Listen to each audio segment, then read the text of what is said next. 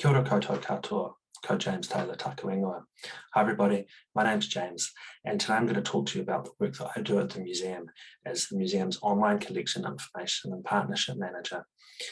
I'm part of the collection information and access team at the museum, and we basically are responsible for on-site and online access to the museum's various collections.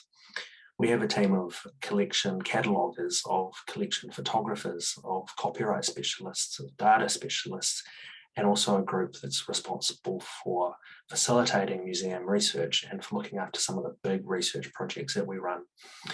We also have the team that looks after the museum library, and as well as this, the online cenotaph team is part of this group. The work that I do is basically responsible for the museum's online catalogue, Collections Online. It's on Collections Online that people can find nearly 1 million collection records from the Auckland Museum collection, as well as over 400,000 images. Now, the work that we do in the online space is really important, in normal times, but during a time of COVID, when the museum is closed, it becomes even more important, as it's one of the only ways that the people can continue to engage with their collection, with the collections and with the taonga that the museum holds. I'm also going to talk to you today about the work that we do with our over 20 different partnerships, where we send our open data and our open imagery out to a whole bunch of different websites and platforms all across the internet. One of the really important ones for us at the moment is Wikipedia, so I'm going to talk to you a little bit about our Wikipedia strategy, and then I'll wrap things up with just a really brief discussion around our strategy and how we see things moving forward with our online collections. So as I've mentioned, I manage the museum's collections online. What that is basically an online catalogue or an online database, which has the museum's data about its objects and about its collections, as well as photography. We make that available to users all across the world. The museum has had this sort of information online since 2004, but it wasn't until 2015 that it launched in its current form. And with that 2015 launch, there was a really important rule that came with it, which is that we're open by default and closed by exception. We try to make the museum's data and imagery as accessible as possible to users. So there's 4 main parts to that. The first part is around our open digital collections. So Auckland Museum was the first GLAM organisation in New Zealand. So GLAM is galleries, libraries, archives and museums. The first GLAM organisation to adopt a CC BY licence, a Creative Commons licence as default, which meant that we can provide open access to collections data and images and allow users to download the imagery and to share the imagery and to remix the imagery however they wanted to. However, balancing that is a recognition that we need to protect our taonga Māori and our Pacific collections in particular. So we have a custom filtering system in our collection management software, and that basically allows us to control how much data we share and what images we share with the public. This works with our cultural permissions policy, which allows us to provide open access for the vast majority of our collections while protecting culturally sensitive material. In practice, what this means is that images or data that relate to Māori people, content, or subjects, and also to Pacific people, content, or subjects. If people want to access this content, they have to go through our cultural permissions policy. They can't just download it freely. We also protect some of the data for certain other records, so particularly around our natural sciences data. And for instance, we don't share the locations where endangered species have been found, because we don't want people running off and going to where they are. So we run a very open system for the most part, but we do protect some data, and we do protect some imagery. If you'd like to learn more about the museum's journey towards opening up its collections, as well as the cultural permissions policy, my colleagues Zoe and Victoria wrote up a couple of great articles which are available on medium.com.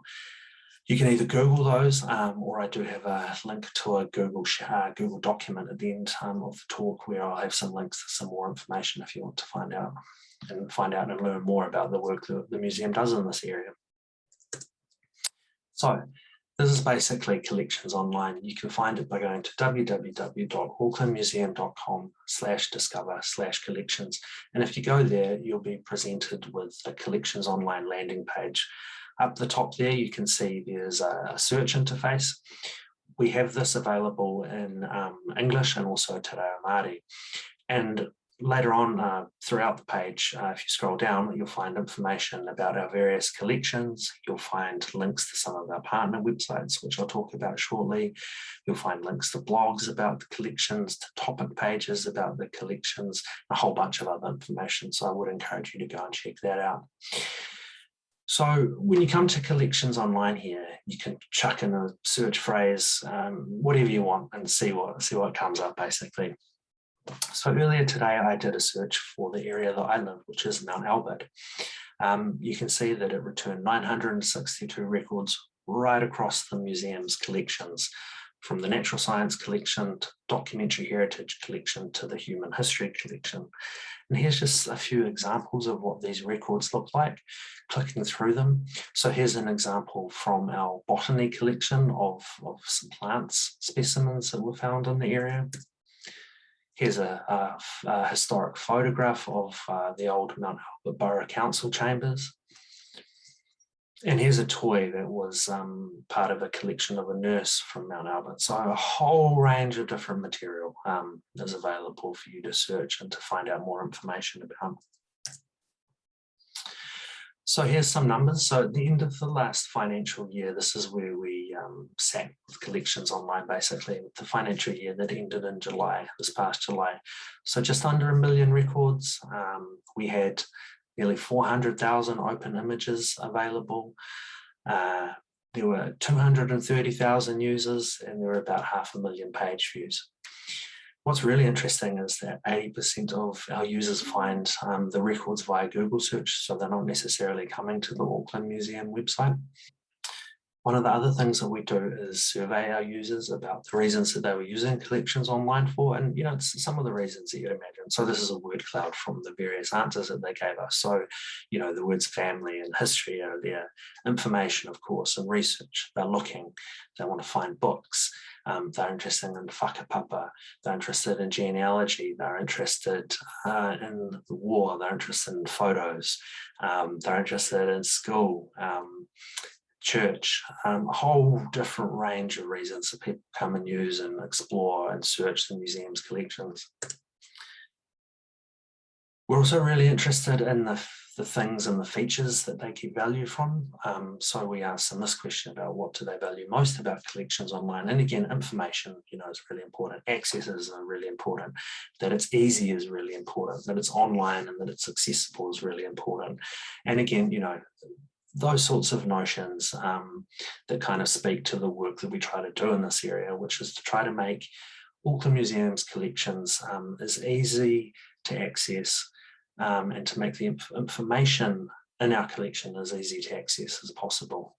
So as well as collections online, users can also find our collection data and our collection imagery on a bunch of websites all across the internet. And we basically have a kind of strategy or a philosophy which we describe as COPE, which is that we try to create things once and publish them everywhere.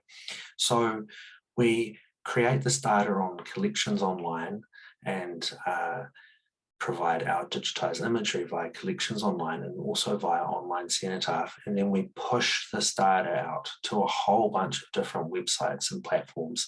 So this is things like aggregators like Digital New Zealand, which brings together a whole bunch of digitized content from New Zealand galleries, libraries, archives, and museums. We send our data to a couple of big biodiversity research portals, GBIF and the Atlas for Living Australia. We make out of copyright books available on the Biodiversity Heritage Library. And we also push our information out to Wikipedia, which then goes to places like Wikipedia and Wikimedia Commons, which I'll talk about a bit later on. And we also push our imagery in particular out to some social media platforms like Flickr and Pinterest and to Google Arts. What this means is that people don't have to come to collections online, or they don't only have to come to collections online to find out information about Auckland Museum's collections. They can find it on the websites that they're using. So what we try to do is go to where users are rather than expecting them to come to us. And I'll show you the results of this shortly. So just some of those examples that I mentioned: Digital New Zealand, in the top corner. In the bottom corner, one of our really important partners that's launched in the last year, Digital Pacific, which aggregates a whole bunch of Pacific-related collection imagery and information from institutions all across Australia, New Zealand, and the South Pacific. And a couple those two biodiversity research portals that I mentioned, GBIF and the Atlas and Living Australia. This is where scientists interested in our natural science records can go and can find our information as well as our collections online. As I mentioned, we also push our content out to various social media platforms. So this is a handbag from our hugely popular Carried Away exhibition that was at the museum a couple of years ago. Here's the handbag on collections online. Here's the handbag on Google Arts and Culture. Here's the handbag on Pinterest, and here's the handbag on Flickr. What this means is that if someone's interested in a particular, say, era of fashion, or a particular designer, or a particular type of fashion, if they search for that, say, and they're using Pinterest, they can find it there. If they search for it and they find it on Flickr, they can find it there. If they're on Google Arts and Culture and they search for it, they can find it there. So there's a whole bunch of different places that people can find, that they can engage and that they can enjoy and learn more about Auckland Museum's collections. And they don't really have to know anything about Auckland Museum to find this information and to find this content. And the results of this have been really dramatic. So this huge number on the screen, that's the views of the museum collection records and images in the last financial year. So we had 55 million views of the collection records on these different partner websites. Compare that to collections online, which I've highlighted down there, which is about 500,000. So that is 10,000% more views, which is just a huge increase, and it's a huge expansion of our online audience. As you can see, Wikipedia makes up the bulk of that, and I'll talk about that shortly. That's about 25 million views via Wikipedia. Atlas of Living Australia, 6 million. Digital New Zealand had over 11 million views. Pinterest had more than collections online did, and Flickr only a couple of 100,000 less.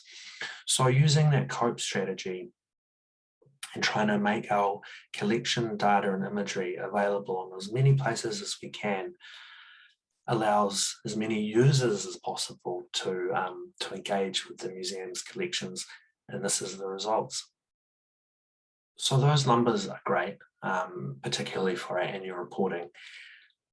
But what are some of the ways in which people make use of these open collections? So here's some examples from the first COVID lockdown that we collected and that we put together. So in the corner there is some work that Siobhan Leachman's been doing with ours and other institutions, Open Data's making these graphs and this network of the connections of Charles Heafy's work across a bunch of different institutions. At the bottom, we've had a lot of feedback in the last 18 months or so from university students, particularly in the United States, who have been locked out of their labs, but who have found our openly licensed scientific specimens and our digitized scientific specimens, and are making use of those for their studies. On the other side up there is an email that came in talking about how a plant species was identified on Pitcairn Island, a plant that was thought to be extinct, and that was done using data that we have available on GBIF. And in the bottom there from Instagram is a kind of creative reworking of our beautiful collection photography to make some artwork. We can also do some really interesting things and find out some more interesting information about the data, using the data that has been made available on other platforms. This can then be used on other websites in some quite unique ways. So, as I've mentioned, we have all this data from our natural sciences collections uploaded to GBIF. This can then be pulled from GBIF into a website called the Bionomia project. And on the Bionomia project, citizen scientists can go in and they can connect scientific specimens to collectors. What this does is this is also linked to scientific research output. So we can start to see the research impact of the museum's natural sciences collections over the last 150 years.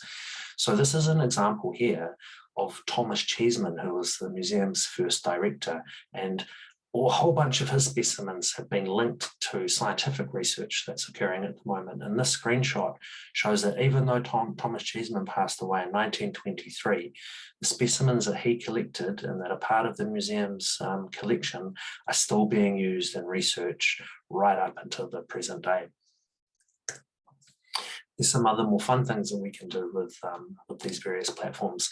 So we have about 3,500 of our very best, beautiful collection photography uploaded to Flickr. Flickr is a great place for people that want to share their photography and to explore other people's photography. So I'd urge you to go and have a look at that. But Flickr has an API. And what that essentially means is that we can hook into that and do some interesting stuff with the content that's there. So again, in the last COVID lockdown, our team built a Google Chrome extension. So what this does is pull images from Flickr that we've uploaded to Flickr, and it means that when this Google Chrome extension is installed, when you open a new tab in Google Chrome, you're met with this beautiful high-resolution collection photography that we've taken. So it's a little slice of Auckland Museum every time you open a new browser tab. As you would have been able to see from those view numbers that I showed earlier, Wikipedia is a really important partner for us. And in the last year or so, we've kind of put more emphasis on our work with Wikipedia. So I just want to quickly talk a little bit about that. So the Wikimedia Foundation oversees a bunch of different projects. So obviously Wikipedia is the most famous of those, but there's also Wikimedia Commons, where openly licensed photography is uploaded to, which can then be used to illustrate articles on Wikipedia. There's also Wikidata, Wikisite, Wikitravel. There's all manner of different wiki projects that the Wikimedia Foundation oversees. Wikipedia is about the 5th most visited website in the world. And I think in this era, of sort of online disinformation, it's becoming an increasingly trusted resource. And the other thing about Wikimedia, the Wikimedia Foundation, is that its goals align with a lot of the museum's goals in terms of making knowledge freely accessible to as many people as possible. That's something that the museum tries to do and really believes strongly in as well. So the museum has a long history with these various Wikimedia projects and with Wikipedia. So the museum hosted the first Wikimedian in residence in a GLAM institution in 2017 and another one in 2018. And essentially a Wikimedian in residence is someone that goes into an institution and works with staff to upload collection photography and to use that information, to use information that is, say, housed in the museum library and information about collections to make that more accessible via Wikipedia articles. And this year we have the first paid Wikimedian in residence. So we actually have someone on staff that devotes their time to Wikipedia and to enhancing Wikipedia articles. The museum's open collections and the museum's Creative Commons licensing has enabled over 170,000 images to be uploaded to Wikimedia, which can then be used on Wikipedia. What's really interesting about that is that this work was done by Wikimedia volunteers. So it was done by someone that was not connected to the museum. They went in, saw that we had this open content and decided that it would be a great source of imagery and uploaded it to Wikimedia to make it available for Wikipedia editors. So when someone searches for the Treaty of Versailles in Wikipedia, they're met with the cover of the Treaty of Versailles that we digitized and we uploaded to Wikimedia. But the museum's content is used on a bunch of other pages. So it's used on pages to illustrate army uniforms. It's used on pages about New Zealand politics. So there's Norm Kirk speaking at a election rally. And as I mentioned, it's used in pages that illustrate glass. So there's that green bottle on the page about glass. So while this content that's on Wikimedia is available to use on Wikipedia, the other really important thing about Wikipedia is that it connects into Google search and it connects into the Google knowledge graph. And what that means is that Google, when you see those little info boxes, when you do a Google search, that information comes from Wikipedia. So again, what this means is that the Auckland Museum content is exposed not just to users on Wikipedia, but it's exposed to internet users around the world who use Google every day to search for information. So here's the Treaty of Versailles again. When you search the Treaty of Versailles on Google, the first thing that comes up is that image of the Treaty of Versailles from the museum's collection. Our open content illustrates biographies, and it also illustrates some other really random stuff like sayings. So rags to riches, saying rags to riches, and that image of the rags to riches ball is from our collection as well. So it's used in really creative, really interesting ways. And it's also this example of how the museum's collections, by opening them up, it allows users to do all sorts of things with them that we would never think of doing ourselves. So we recognise the importance of Wikipedia. It's the fifth most visited website in the world. It links to Google. It enables our Creative Commons licensed material to be used in all sorts of different ways. So in the last year, we've been working on our Wikipedia work plan. And the way that we came up with our Wikipedia work plan was actually going to the local New Zealand Wikimedia community, and we said to them, what would you like a museum to do? Write us a report and tell us. So they came back to us, as you can see, in May 2020 with a report with a bunch of recommendations, and we've started acting on some of those. Now, of course, what a Wikimedian wants isn't necessarily what a museum wants, but as I mentioned, there is a degree of overlap there, and there's some really useful stuff in there. And again, this document's been uploaded to Wikimedia Commons if you'd like to have a read of it, and I'll have a link to that in the document that I'll share at the end. So we took these recommendations and we have put together a new Wiki work plan. And essentially what that means is the museum has moved from a sort of passive approach to Wikipedia, where we say, here's all this content, grab it, do whatever you want with it, to a more active strategy. I'm not going to go into the details of this. We have a page on our website that talks about this more, but essentially what we're going to do, what we've done in the last year and what we'll continue to do is engage with the Wiki community and to enrich and enhance the content on Wikimedia and Wikidata. So as I mentioned, we have a Wikipedian in residence on staff who works part-time with us. He was originally working full-time on a Wikimedia Foundation funded project that took information from the records of Auckland Museum and put that and inserted that into Wikipedia articles. And essentially what that allowed us to do was make the museum's research more accessible, but also enhance the quality of Wikipedia pages with this research from the museum. And overall, what this allows us to do by working with Wikipedia is it allows us to hit our annual goal, our strategic goals, which are around reaching out to more people and to lead a digital museum revolution. So look, just to wrap things up today, I thought I'd just talk a little bit about our vision for Collections Online and our vision for Online Cenotaph, our two main online platforms. I've talked a bit about Collections Online in general.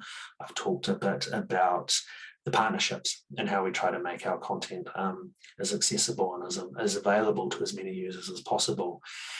But what we what we have as a goal and a vision over the next 3 to 4 years around our strategic priorities to try to develop Collections Online and to develop Online Cenotaph with features and enhancements and pilot projects driven by user research, best practice and museum values.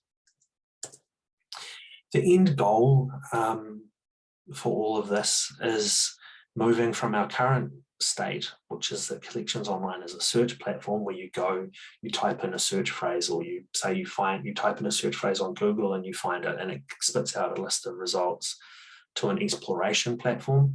When I say an exploration platform, again, thinking about Google, but thinking about some of that contextual information, for example, that they provide as part of their searches these days. So if you search Auckland, you don't just get a list of web pages about Auckland. Now you get questions about Auckland that people have asked for. And you also get that contextual information in the info box, images and various forms of data. So that's as an exploration platform. It's kind of adding context to the search results. But our long-term vision is for Collections Online to be a knowledge platform. Think of something like Wikipedia. Think of a trusted resource that people know about, and when they are interested in a topic, they come to Collections Online to find out more information about the topic, to click through information and click through links and to see the connections between objects, between people, between places and between things. And they get lost in Collections Online, exploring and searching and researching and doing all those things that people do with information on the modern internet. So that's where we will wrap things up today. Look, thank you for joining me from wherever it is that you're watching, lockdown here in Auckland or anywhere else around the world. The work that we do here at Auckland Museum, making our online content as available and as accessible as possible, is work that is done by people across the museum, across the entire collections and research directory. Everybody contributes to that in one way or another. It's a really important part of the work that we do. But obviously, at a time of COVID lockdowns like it is at the moment, it becomes a really, really, really important way that people can continue to connect, to engage, to explore and to enjoy and to learn about the collections and the taonga that Auckland Museum holds while the museum is closed. If you're interested in anything that I've talked about today, from our journey opening up our collections, cultural permissions policy, around the partnerships that we run, or the Wikipedia work that we do, there'll be a slide popping up shortly with a link to a Google document that will have more information about all of those things. My email address will be there as well. So please feel free to get in touch with me. Really happy to chat about this work that we do. So look, once again, thank you so much for joining me. Ka kite anō. Goodbye.